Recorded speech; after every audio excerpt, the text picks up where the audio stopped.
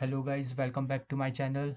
और आज हम बात करने वाले हैं रशिया की कोविड-19 वैक्सीन के बारे में। कितनी ये सेफ़ है, इसके कोई साइड इफ़ेक्ट तो नहीं है, एक्सपर्ट्स का क्या कहना है और भी बहुत कुछ। तो चलिए शुरू करते हैं।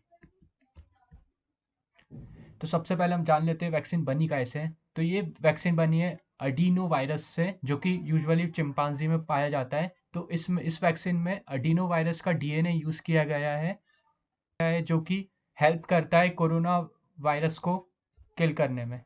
तो सबसे पहले एक्सपर्ट्स का कहना है कि ये इस वैक्सीन का फेस ट्रायल सिर्फ 2 महीने के अंदर ही कंप्लीट हो गया है, जो कि यूजुअली 6 से 7 महीना लेता है। वो इस वैक्सीन ने सिर्फ 2 महीने में कंप्लीट कर दिया है। अब दूसरा एक्सपर्ट्स का कहना है कि इसके बारे में कोई प्रूफ नहीं दिया गया है ह्यूमन ट्रायल का।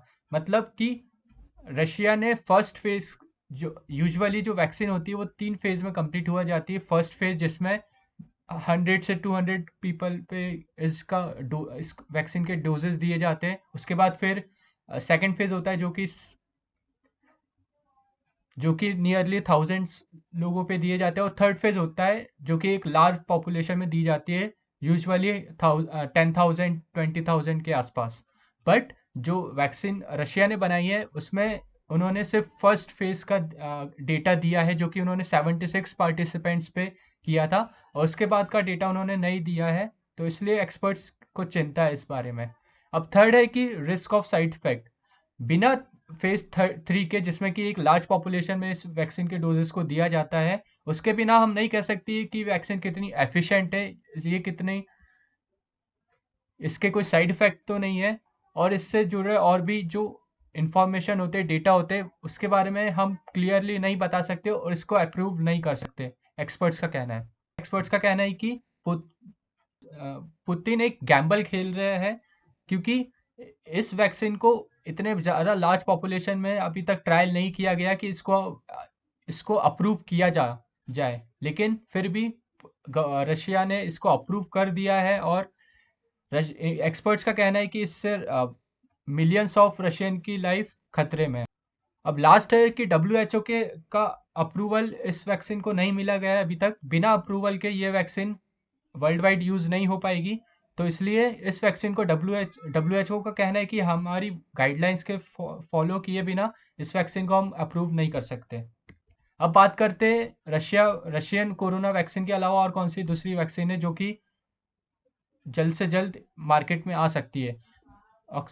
इसमें सबसे आगे ऑक्सफोर्ड यूनिवर्सिटी द्वारा बनाई जा रही वैक्सीन, जो कि थर्ड फेज में ही चल रही है, जिसने अभी तक 1000 पीपल पे एक इम्प्रेसिव रिजल्ट दिया है वैक्सीन ने। और अभी 10,000 पीपल पे इसका एक्सपेरिमेंट चल रहा है।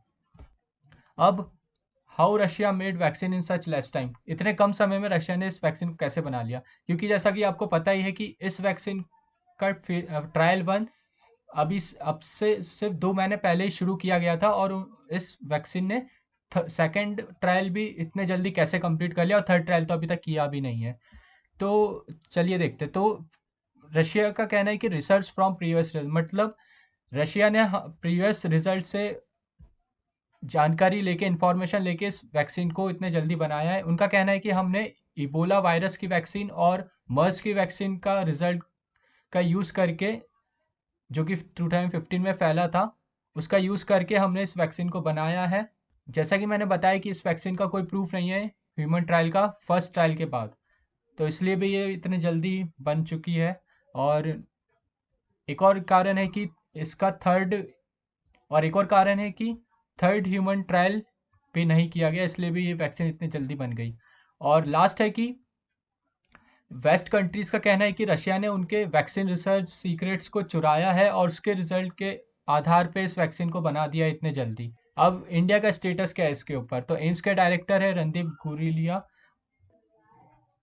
हम बिना इसके पता लगा इस वैक्सीन का ये वैक्सीन कितनी सेफ है, कितनी इफेक्टिव है, उसके बिना हम इसको हमारी कंट्री में आने नहीं देंगे।